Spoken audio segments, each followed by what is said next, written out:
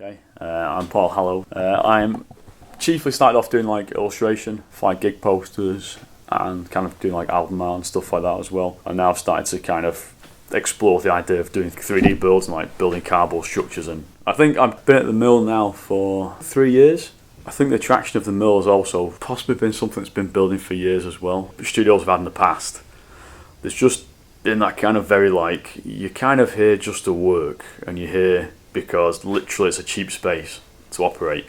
The mill, it feels like people kind of give a shit. We're all doing very different things, but it does feel like we're working on one umbrella company where we just get to like do everything and do something different.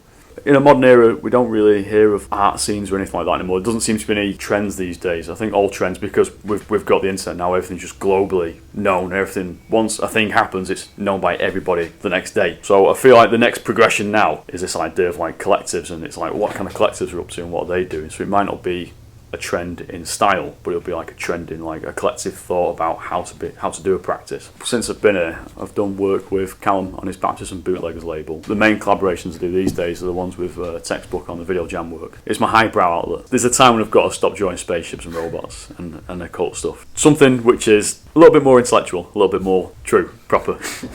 The crab. That was a bill for the Volkov Commanders Parade. It sounds 2014.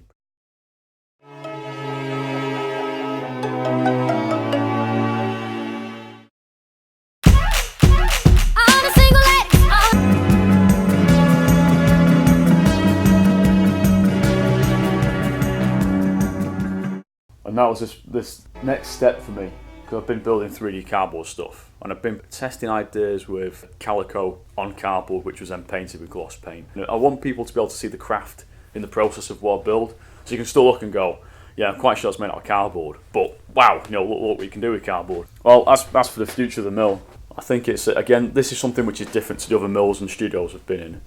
Since I've been here, it's always felt like the priority, it's an artistic, creative space. Let's try and attract bigger artists and kind of like get people into the mill who work with the residents and inspire the residents to just do better. I think the mill's going to be a chance now for touring artists and residents already to say, look, this is the process, this is the whole artistic life, and this is what people do before the big shows happen. And I think that's what the mill will become. It's going to be an exciting time.